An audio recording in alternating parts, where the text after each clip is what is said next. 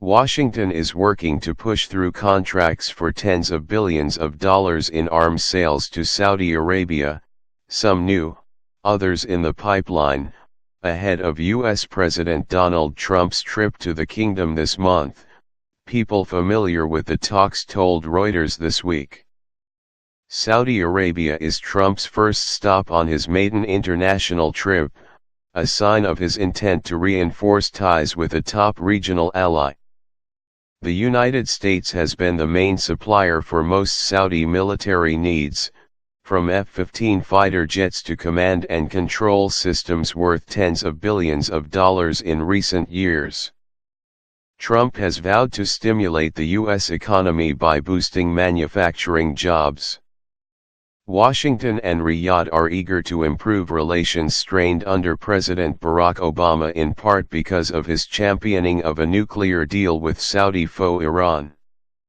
Lockheed Martin CO, LMTN, programs in the package include a Terminal High Altitude Area Defense, THAAD, missile defense system with several batteries, the sources said.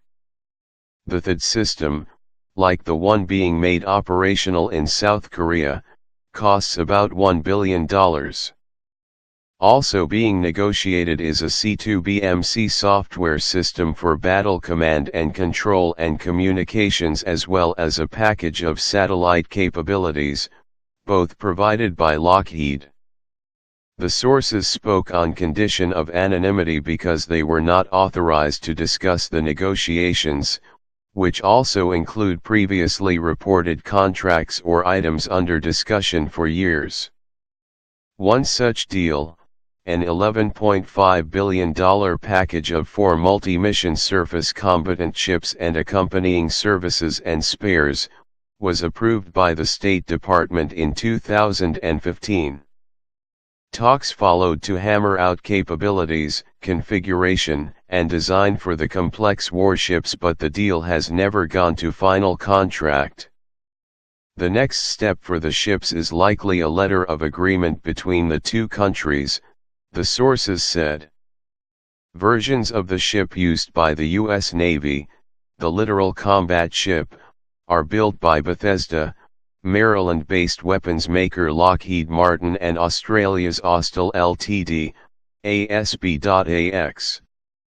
If a deal goes through, it would be the first sale of a new small surface warship to a foreign power in decades.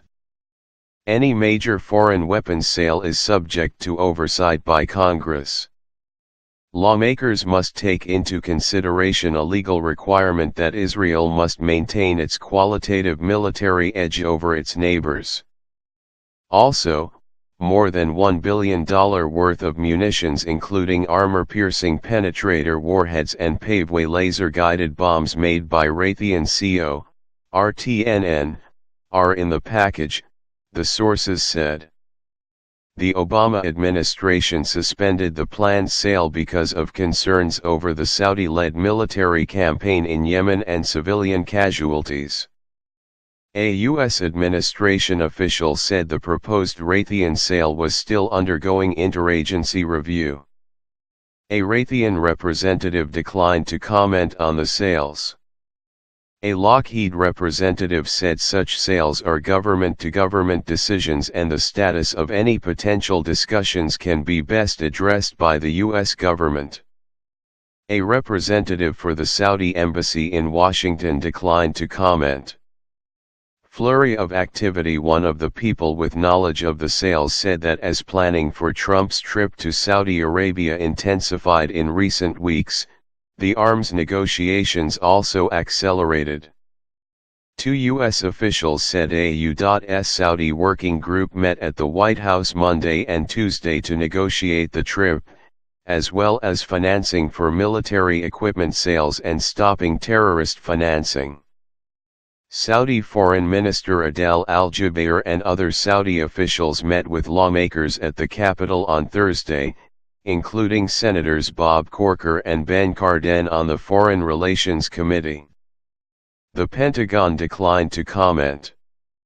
White House and State Department officials said it was U.S. policy not to comment on proposed U.S. defense sales until they had been formally notified to Congress.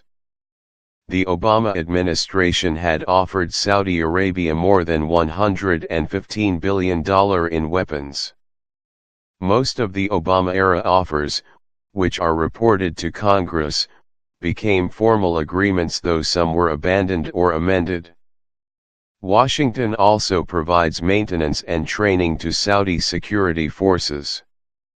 Reporting by Mike Stone in Washington, additional reporting by Arshad Mohammed, John Walcott, Warren Strobel, Patricia Zen-Oral, and Jonathan Landay, editing by Yara Bayoumi and James Dalgreen.